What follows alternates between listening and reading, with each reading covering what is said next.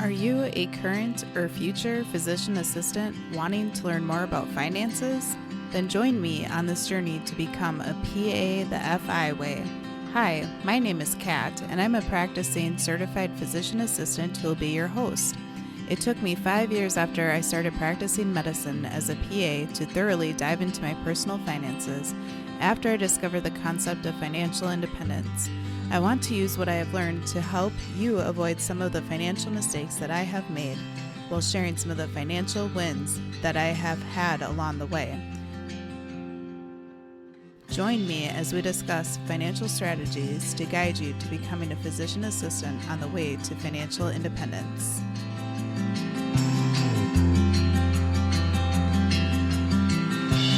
Welcome back, everyone, to the PA the FI Way podcast. I'm your host, Kat, and thanks so much for taking the time out of your day to join us for the show today. On today's show, we have a returning guest. We have Andrew from Student Loan Advice. Welcome back to the show, Andrew. Hi, Kat. Thanks again for having me on. Yeah, we last talked way back in November of 2021, so certainly there have been a lot of updates. But if the listeners didn't have a chance yet to listen to episode 42 yet, could you please introduce yourself to the listeners to bring them up to speed about who you are and what you do? Yeah, Kat. So my name's Andrew Paulson, and I am a certified student loan professional, which a lot of people probably doesn't know what that means, but I am a certified student loan geek. So I run an organization that's called Student Loan Advice, and we are majority owned by the White Coat Investor, which probably a lot of your audience are familiar with, that other financial platform that spans, all financial topics from investments to insurance to taxes, estates, giving money away, all that sort of stuff, right? So I do one-on-one student loan advising for PAs, doctors, basically anybody that has to go out and take a big chunk of money for school, generally a mortgage. I help them out, and I've worked with over 1,000 borrowers in the last 3 or so years, advised on over $350 million in student loan debt.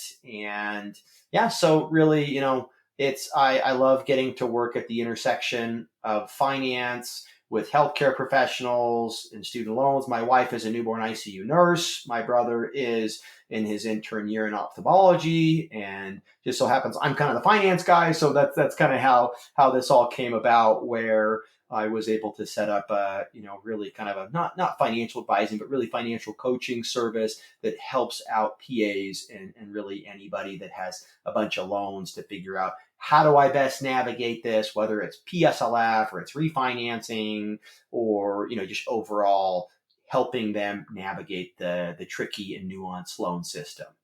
Yeah, that's awesome. I think that the service you offer is super beneficial, and it sounds like you've definitely have helped a lot of borrowers over the years, and I'm sure you're just getting busier and busier with all these changes coming up here soon. So thanks for taking the time to have this conversation today. I'm looking forward to it.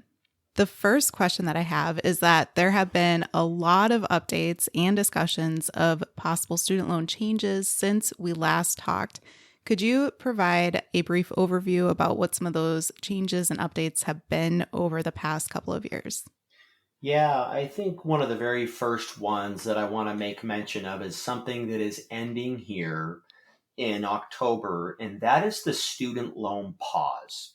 And this was put in place back in March 2020 when COVID hit, and President Trump really issued an executive order that paused payments, and it froze interest on direct federal student loans, which is probably what most of you have out there. If you have the older kind of loans, these FFE or family federal education loans, those unfortunately were generally not, we're part of that amount that was paused and no payments due and that sort of thing. But for most, nobody has made any payments for 3.5 years. And I think, there were so many different extensions to this pause, as we weren't sure kind of how things were going to shake out with COVID.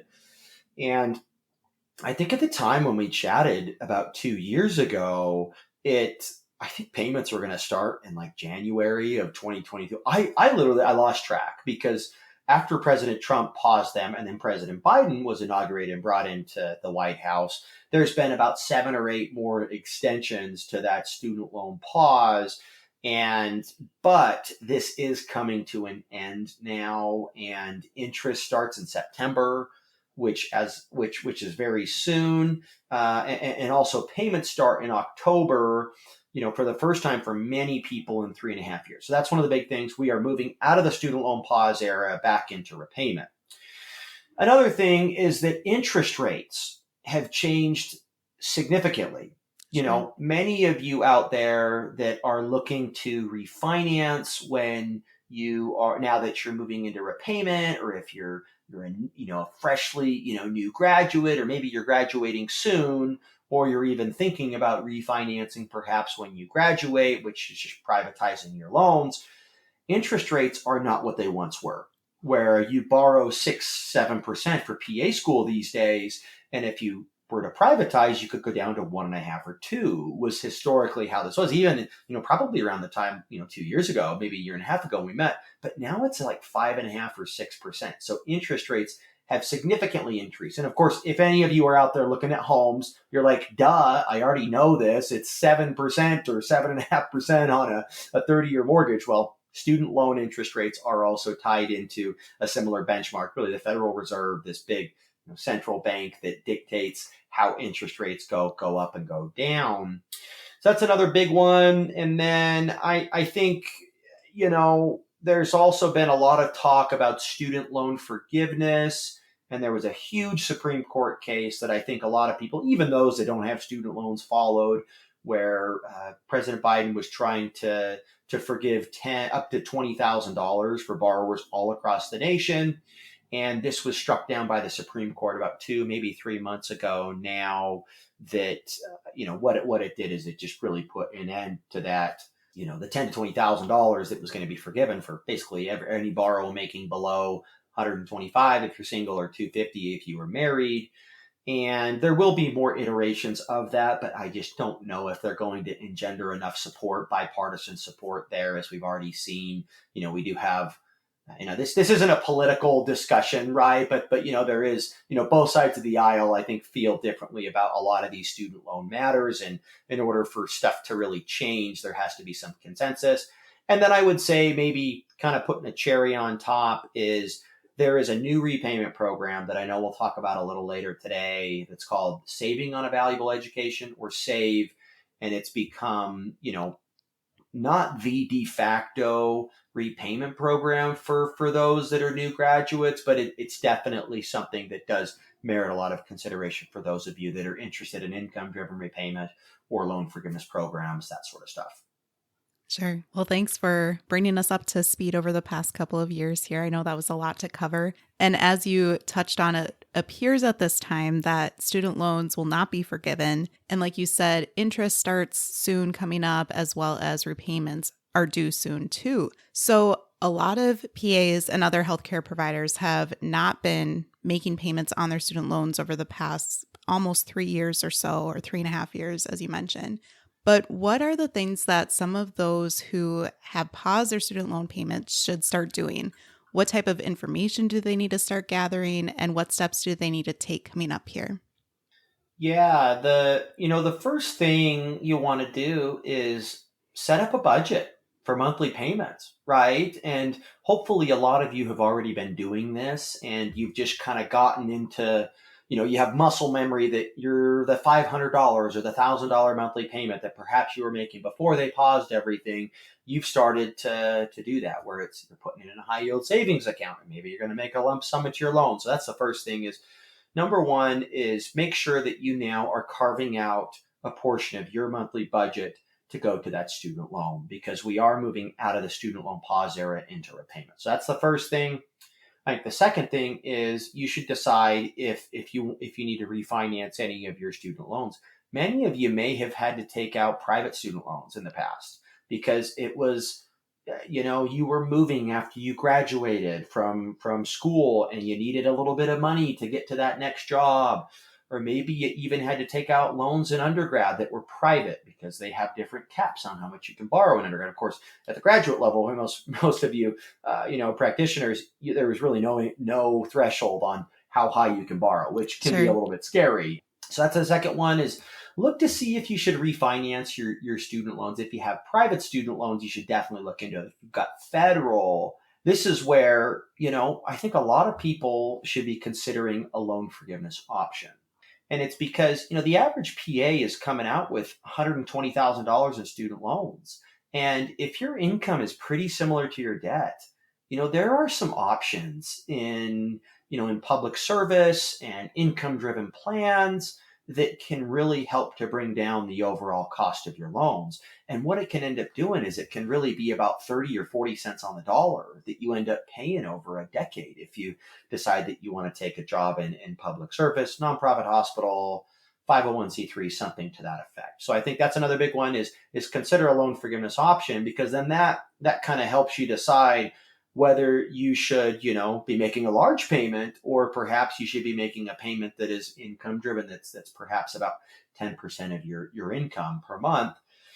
And then, I think for many of you, it's time to decide on, should I switch a payment program? Should I be, certifying income? And for most that were already in repayment before they paused everything, your payments are going to start up based on whatever you were paying back in February 2020. If your situation really hasn't changed a whole lot in terms of you haven't sent them income or you haven't switched repayment programs, that'll all go back into repayment at whatever you were paying, a couple of years ago, which for many of you, you're making more money than you did a couple of years ago. And some of you are making less. And if you are, then I would take action as things are starting to do that. And then I would say one other thing is they're also giving borrowers this 12-month on-ramp period, where if temporarily, for whatever reason, you can't make payments, or you're just, if things are super, super busy at work and you need to kind of postpone this a little bit, just know that you don't have to make payments until September of 2024, but the interest will start to grow again on your loans. And if you're doing a forgiveness track, perhaps like the public service loan forgiveness track, all these months that we've been in the COVID pause have potential to count, whether or not you made a payment. Whereas now with us moving out of that, this on-ramp period, you're not going to get credit for no payments during that time. So hopefully that gives you kind of an idea of some things that you can think about in turn, as you're addressing how to get started with payments. Oh, and I should say as well, if you don't know how much you owe and those sorts of balances, go to studentaid.gov. If you have federal student loans, it should all be there. Check on your servicer's account, check to make sure that you're set up with auto pay, those sorts of things, so that things will move back into repayment here in short order and they don't put you in forbearance and that sort of thing. So Sure. Yeah, that's all great advice. And it's also really great to hear about that ramp up period of time where some people may have been procrastinating a little bit and feeling like, oh boy, they better start making payments really soon, and really high payments, and might not quite be financially ready for that. And like you said, it's good to implement a plan and start making payments soon here if they can, but it's good to hear that there's that little bit of a grace period if push comes to shove in some of those cases. And a lot of that information you shared can apply to new grads, but do you have any other specific advice for students who are about to graduate and start their careers with a lot of student loan debt here soon?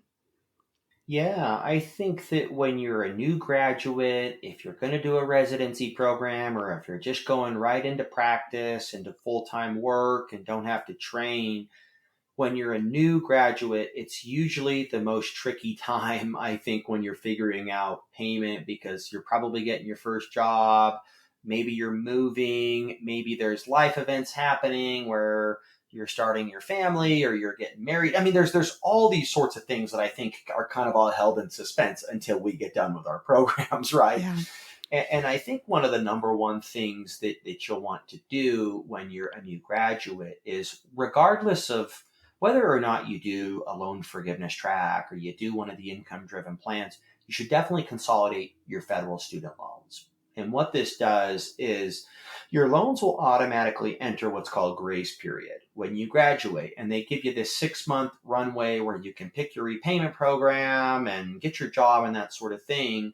But what consolidation does is it shortens the amount of time that you have after you graduate for payments to begin for you. And for those of you that are doing a forgiveness track, you want that clock to start immediately because you're probably making less right when you graduate than you will in 5, 7, 10 years, right? You become more efficient.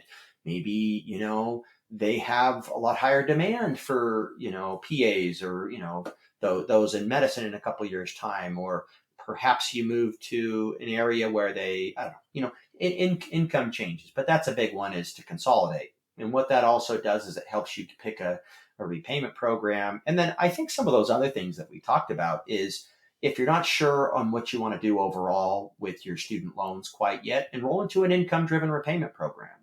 Because if you're making roughly $120,000 a year, let's say that that's your income right out of school, and if you divide that by 12, that means on a monthly basis you're making about 10 grand. Well, if you're on one of those income driven plans, it's about 10% of your take home pay. So if you're making 10 grand, your monthly payment would be about $1,000. It's probably going to be a little bit less than that, but at least that way you're not paying $2,000, $3,000 per month that a lot of people think they just have to start paying as soon as they graduate. So income driven repayment is a good thing to have in your back pocket. Like I said, make a budget for those monthly payments. And then I think more broadly is try to figure out if you're going to do loan forgiveness or not. And when I speak to loan forgiveness, for most of you out there, it's public service loan forgiveness that's over 10 years that you would have to work at a nonprofit hospital for a minimum of 30 hours per week.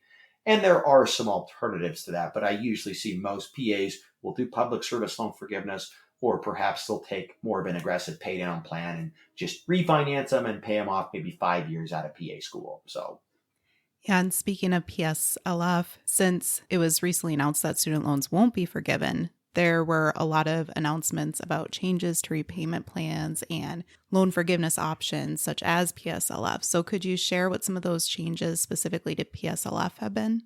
yes. So I think the first one is when we met 2 years ago, Kat, I think there was like 25,000 borrowers that had received forgiveness.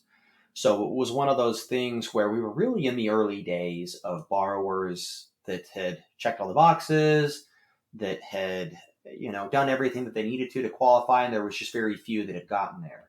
Now we're at over 660,000 borrowers, and I've seen probably over 100 clients that have come through our consulting service that have had their loans forgiven through PSLF. So it's really exploded in that regard, and it's no longer a thing that you don't really see anybody getting their loans forgiven, where it's just becoming much more of a known commodity that this sort of a thing can work. And maybe I'll just kind of walk through what are the requirements for public service loan forgiveness. And it's really, this was set up to encourage borrowers to pursue jobs in public service versus private. So think about if you go to PA school and then you're going to work at the local nonprofit hospital, or you want to work at an academic center. I think those are what we generally associate with that.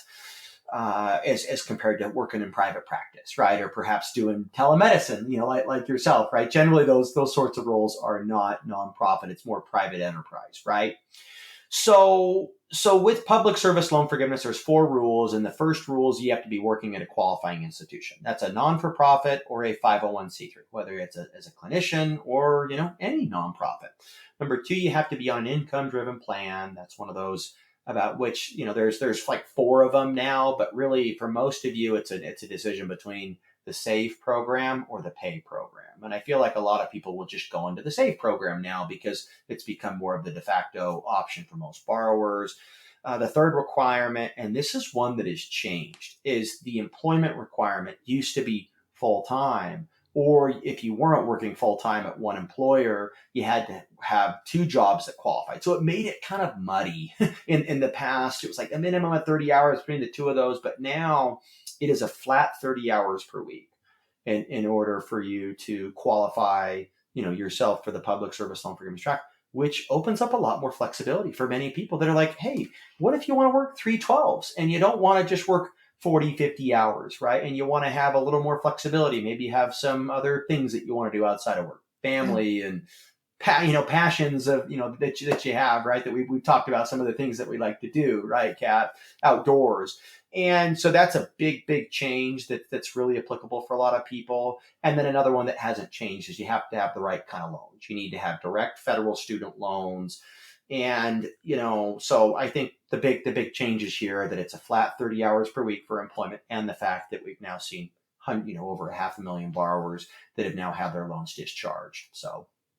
Awesome. Thanks for sharing those updates about PSLF. And you touched a little bit on the new SAVE plan so far, but tell us about this new plan. Yeah. So when we talk about SAVE, we are getting into the weeds on student loans here. But if we take a step back, if we're just speaking to federal student loans, the ones that you had to take out when you filled out FAFSA, there's a couple of options for repayment, and you have really what I call, or more of like the set terms, where it's 10 years or it's 25 years, which are usually associated with the standard repayment program or the extended. But then you also have these income driven options. And the payments are not really set on what your loan size is. They're generally based off of your income and your household size. And so if for, as we were kind of talking a little bit earlier, if we go back to that example of, a PA making $120,000 per year, in the SAVE program, those payments are probably going to be about $1,000 a month. But there's really, I'd say the only other repayment program to, income driven, there used to be like 5, and they've tried to really kind of consolidate this down, where for most of you, it's a decision of the SAVE program versus the PAY program. And historically, many borrowers, generally those that were really interested in public service loan forgiveness, or perhaps that have a partner and they're married that also makes money, they would want to get onto the PAY program. Because think about, let's say you have a spouse and they're an engineer and they make $100,000 as well. So then that brings us up to household income of $220,000. Well, when they're calculating your payments, if you're filing your taxes as a married couple jointly, which most couples do, it will take into account your household income when they are calculating payments as compared to solely your income. So the common strategy there was, if you were married, had a partner that was also making money, was to file your taxes as a couple married filing separately. And it really only, that type of a strategy was usually only available in the PAY program. But this SAVE program, which was formerly known as Repay, does allow for that option as well. So that's one component there, is it's generally the cheapest, and it allows for you to exclude spousal income through filing separately. But here's another huge one. If your payment is not enough to cover the interest on your loans, so, if you owe $100,000, right? And your interest is, I'm going to pick a whole number here, but let's say that your loans are growing $10,000 a month, or a year, because it's 7 or 8% interest rate, which isn't too uncommon for most of us. Well, on a monthly basis, it's probably growing about, $700 or $800 a month. And if your monthly payment is not enough to cover that interest, let's say you're paying $400 a month, but your interest is $800, there would be like $400 every single month that wouldn't be enough to cover the interest. So then, where does that interest go? Well, it sits there and it accumulates and it grows and it grows. That's those sort of stories that you hear about, that such and such, PA borrowed $150K, they've been paying for 10 years, and now they owe $250,000, right? And it was very easy to kind of get, overwhelmed and things to get lopsided. Well, this SAVE program has an interest subsidy, where if your monthly payment is not enough to cover the interest that is charged on a monthly basis, that unpaid interest is 100% waived. So Sure. in the example, $400 payment, not enough to cover the $800 of interest, that $400 of unpaid interest is 100% waived. So this is huge. So that means that whatever you borrowed for graduate school, it will never, ever go above that amount. And so just a huge thing to kind of take into account. And if you also have loans from undergraduate and they're substantial, understand that instead of your payments based off of 10% of income, those would actually be based off of 5%. So a lot of you probably borrowed for undergrad and for PA school or for graduate school. And so what they do in that case, if you have a chunk from PA school and a chunk from undergrad, those from undergrad are based at 5% of income as compared to those at PA school are 10%. But just, overall, it does benefit many, many people. And I would say like the only case where you shouldn't do this SAVE program is if you make about 130% of what you owe. So if you owe 100K in student loans and you're making $130,000 or more, that's where you'll probably want to consider the pay program or even what's called the income-based repayment program, because there's actually a payment ceiling in those plans that the SAVE program does not allow for. But overall, most of you probably would be a better fit for the SAVE program. Okay, I really appreciate you taking the time to update us on the SAVE program. I know that whenever borrowers see a new program out there, they have lots of questions. So I appreciate that information. I have a couple follow-up questions about the SAVE program in particular. One is, in general, what's the length then of the term of the loans? Like, is this a 10-year thing, 20-year thing, or is this however long it takes for those loans to eventually be paid off per person?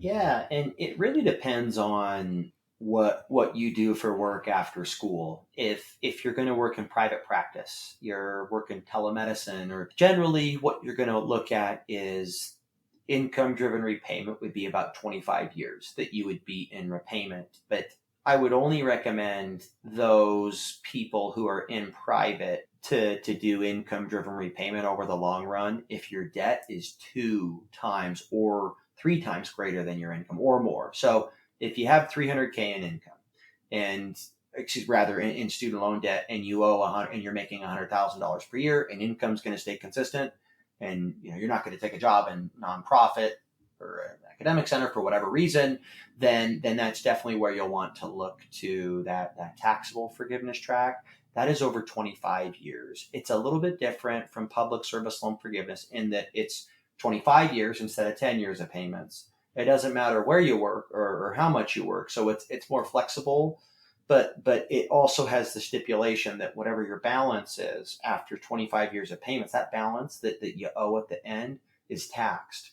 So if you owe, let's say 300K in 25 years and you live in a high tax state like a California or in New York, you could have like $100,000 tax bill in the year that your loans are forgiven. I'm not a huge fan of this track, but that is, sometimes that is necessary for borrowers. So that's the 25-year track. And there's also what we've alluded to a little bit earlier, public service loan forgiveness, where you have to work in a nonprofit or a 501c3, and you need to be working a minimum of 30 hours per week in one of those income-driven repayment programs. And after you pay for a decade, and work in public service for a decade, for 120 cumulative months, not consecutive, then whatever that balance is, it is discharged. But using the last example, that 200,000 perhaps that you owe after 10 years of payments is discharged and it's tax free. There's no taxes owed on that balance. And that I feel like of the two, that is a much more common route. And because you're also out of debt 15 years earlier. So yeah, certainly. Okay. So to clarify, just to make sure I'm understanding correctly and that the listeners are as well, if you are thinking about going the PSLF route, usually the SAVE plan is a good IDR plan for you to go that route. But if you are working for a organization that does not qualify for PSLF, then perhaps the SAVE plan or other IDR plans might not be right for you because of this long repayment plan over 25 years plus the tax bomb that you mentioned at the end of that. Is that how you would differentiate that? Yeah, exactly. And I think it's pretty set in stone. If you're going to work at a nonprofit and your income is similar to your debt, or your debt is greater than your income, you're a really good candidate for PSLF. Those of you that are in private, it really depends. Where in the past, if you were going to be working in private practice, private enterprise, it was really just refinance your student loans, and you could take it from 6% or 7% and bring it down to 1 or 2. But it's just not where rates are today, and they could improve, right? They certainly could. It sounds like the Fed's going to kind of level off on the raising of interest rates, but that's where if if you have way more debt than you owe, 2 or 3 times or more, where I would stay on an income driven perhaps. But if Sure. your income and your debt is similar, that's where you might want to look at refinancing. And if you Okay. can't get a better rate, you could also just do pay or do save and just kind of pay it off over that time, Yeah. right? But generally speaking, most will want to do income driven if they're going to do a forgiveness track. But there are some that are like, I'm not going to be a good candidate for either of those, the 10-year or the 25-year track. And some will just stay in the income driven plan because, if, for example, you lose your job or you have a drop in pay, well, guess what? Your payments can go down. Sure. Whereas if you have refinanced, it's like a mortgage at that point. Whatever that monthly payment is, the servicer doesn't care really how much you make at that point. They just want to collect. Whereas Yeah. income driven does give a little bit of that flexibility that I like. So Okay. That makes sense. And we touched on this next question a little bit already, but if you have anything more to add, definitely feel free. So, what would you say would be some examples of how the SAVE plan might help both PAs and other healthcare professionals out there in particular? What type of situations would it look like that this plan might be good for them? yeah, that's a great question. And I think that if your loans are more than you make, if your student debt is more than what you're making right now, even if your income's going to ramp up, I think that that's definitely where you can benefit from the income driven plans and from SAVE particularly, because if you think about it, let's say you're making $100,000, freshly out of graduate school, and they base your payments when you're on an income driven plan generally off of what you made the year prior. So make sure you're filing your taxes too. For those new graduates, file your taxes when you're in college and in Sure. graduate school, because sometimes this can really benefit you. So, and with that, if payments are based on the year prior's income when perhaps you weren't making anything, you could have a year of payments that are $0 payments. And then your second year of payments, it'll look at perhaps what you made, maybe only worked 6 months. You graduated in May and then you started your first job in June or July. Then you might have only worked 6 or 7 months that year. Well, you got to prorate that. You didn't, if you're making 120 and you only worked 6 months, then you made maybe $60,000 over that year. So what happens is payments, those first 1 or 2 years out of school can be pretty darn affordable. And so would definitely say for those that are not sure about what they should do or where they're going to end up for jobs to check that out, income driven. Because generally, if you're in a job that qualifies for public service loan forgiveness, it is almost always the most efficient way to pay down your loans. Because if you borrow $150,000, you're going to probably pay about 200 grand when it's all said and done, right? But I am seeing lots and lots of PAs and physicians that are borrowing in that amount, and they're paying less than six figures over a decade. Even some of them making, pretty darn similar to what they owe. Sure. So definitely give that strong consideration. But if you're not going to do forgiveness, I think that trying to get out of debt sooner than later is a fabulous thing. I remember when we had, a big chunk of loans from my wife's nursing school, we wanted to get out from under that. And we did all these things. We modeled the numbers for PSLF and those sorts of things, but we found it best to just, okay, over these next couple of years, we're just going to aggressively tackle this so that it frees us up for, maybe more job flexibility or frankly, just kind of getting the proverbial monkey off our back too. So.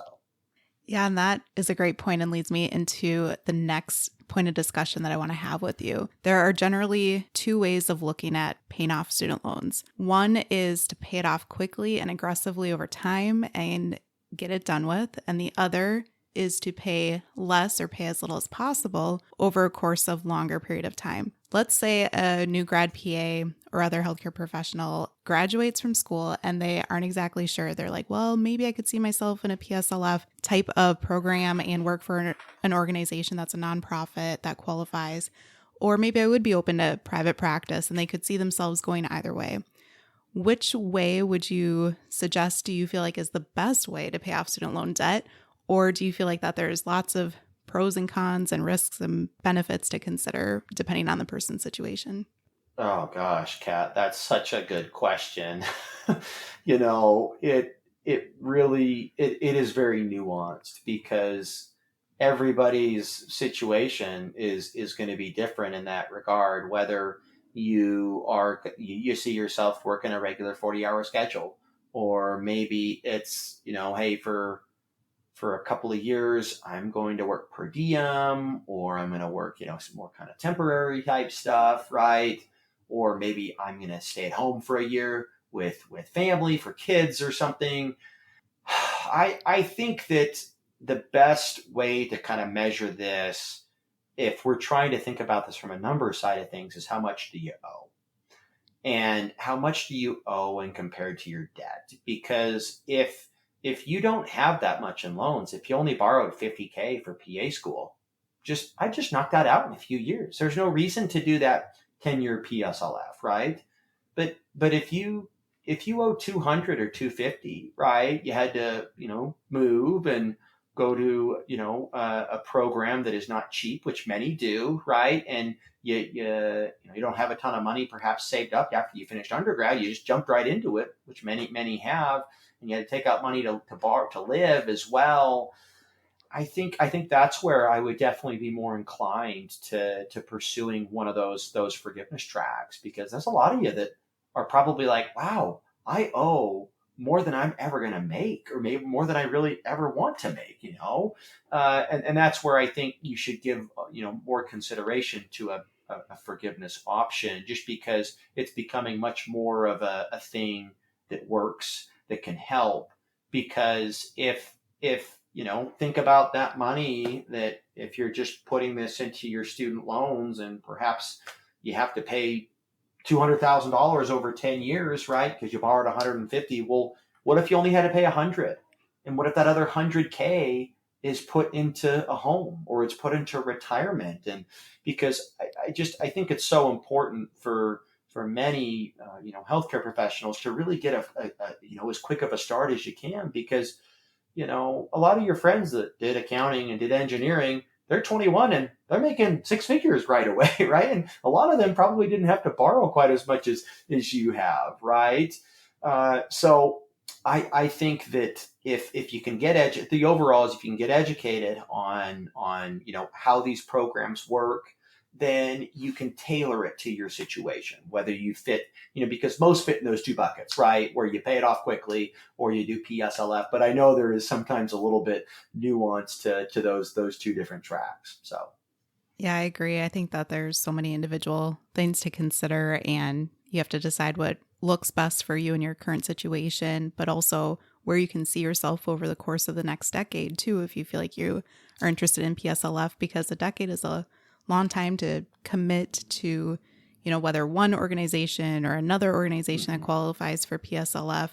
You may decide that, 3 to 5 years into a career, this private practice opportunity over here really does look appealing to you, and maybe you don't want to continue in the PSLF at that point. And so definitely lots of different options to consider for all the listeners out there.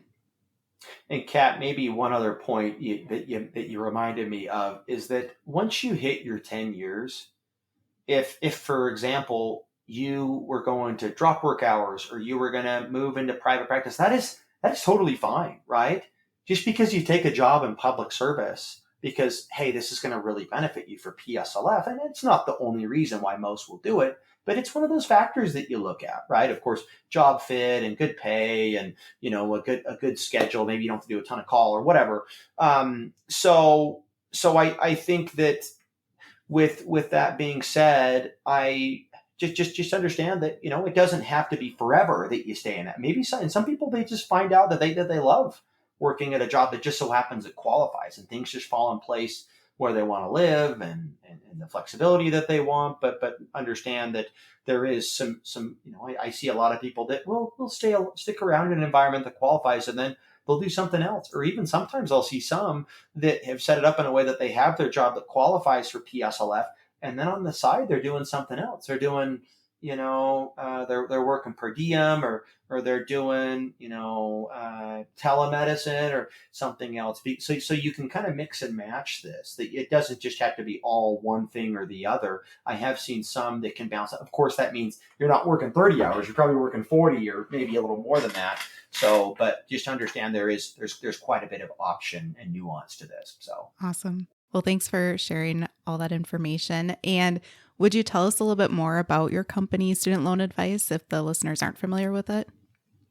yeah, so we do a one-on-one meeting similar to what you would do with like a financial advisor, where if somebody is interested and you just you need help going through, should I do public service loan forgiveness? Should I do one of these income driven plans? Should I refinance? Or sometimes people, they are just lost. They're like, I don't know what to do. I took out all these loans and I just need some direction. So whether you're an expert and you feel like your plan looks good, and you just need to make sure it's well oiled, or perhaps you're just lost, we create one-on-one custom plans for healthcare professionals like yourself every single day to walk through what are your options, to show you what the payments will look like, and overall help you navigate which of all of the options best fits your scenario. And so we did that on a one-time call, get a custom student loan plan, and then you get a year of email with us in addition to our call for further questions, because there's always more stuff that comes up afterwards. So Sure. That's great. It seems like your company could be so beneficial for a lot of healthcare professionals out there, including the PA listeners too. And it's definitely something I wish I had access to back when I graduated from PA school. If the listeners would like to reach out to you with questions or to schedule a consult, what's the best way for them to contact you? yeah, so I would say for most, you can go to studentloanadvice.com/PAFI. That'll take you to our homepage. And, from there, you can set up an appointment. We also have a contact us tab if you're just trying to explore this a little bit more, because I know some people are like, yeah, I know that I need to do this. And others are trying to kind of get their arms around this. So that's where you can reach out to us and come on over and check us out. So Awesome. I'll make sure to include that link in the show notes for today's episode as well. But I want to thank you again, Andrew, so much for taking the time to share all the nuances over the course of this discussion for this episode, to talk about the updates and the different options out there. And I really appreciate all the work that you're doing. So thanks for what you do. thanks again for having me, Kat.